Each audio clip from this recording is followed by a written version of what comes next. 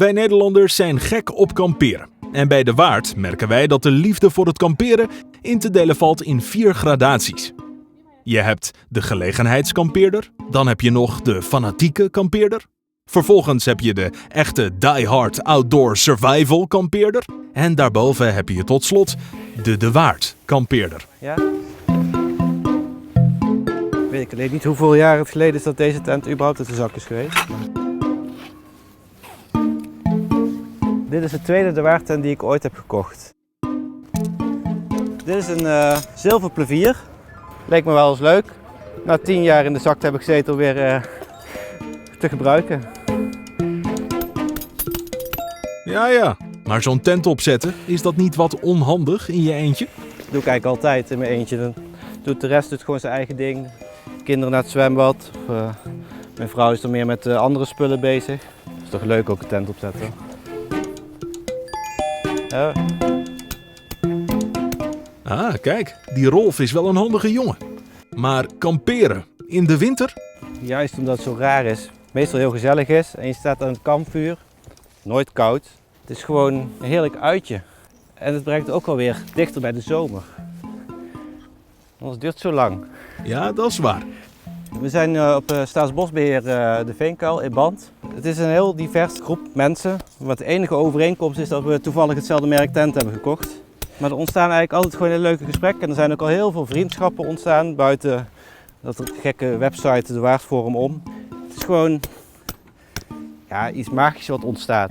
Dat plan je niet, dat gebeurt. Prachtig. Dit zijn duidelijk liefhebbers. Maar ik moet zeggen dat ik nog een beetje een beeld probeer te vormen van hoe groot deze passie is. Hoeveel tenten ik heb? Ik heb er nu 3. Ik heb 4 De Waard tenten op dit moment. Ja, volgens mij heb ik er 10. Een stuk of 12, 13 hebben we er op zolder liggen. Op dit moment heb ik 22 tenten. Het varieert een beetje. Er zitten ook een paar oldtimers bij. En in de hoogtijdagen zat ik boven de 40. Dus die gebruik ik niet om te kamperen, maar het is leuk. En door verhuizing moesten we een klein beetje inkrimpen. Dus ik heb een aantal grote heb ik, helaas afscheid moeten nemen. Ik heb de Albatros Junior Limit Edition. Grote zilvermeel. Kuifmees. Dwergsterren, Apollo, Sowieso 2 vergrote zilvermeeuwen. kleine bonte specht. Een kempenhaan. Zeester. de roerdomp. En we hebben 4 sterretjes. Een grote bonte specht hebben we. Koningssterren. Lepelaar. Een Albatros Junior hebben we ook nog. Dat is ook wel grappig, een Albatros Mini. Daar is er maar 1 van gemaakt. De 1-stokstern en de 2-stokstern. Juist ja. Hadden we al gezegd dat dit liefhebbers zijn? Maar goed, wat maakt kamperen in een tent nou zo leuk? Ja, kamperen sowieso lekker buiten. Buitenlucht, natuur. Gewoon lekker voor die tent zitten, boekje lezen, Dus morgen lekker een lange boswandeling maken. Op een stoeltje zitten, biertje erbij. grasveld, kinderen doen gewoon hun ding. Dan kom je tot rust. Ik zit 5 dagen in de week op kantoor achter een laptop. Ja, en kamperen is dan heerlijk joh. Gewoon 's ochtends vroeg je tent open ritsen en frisse buitenlucht.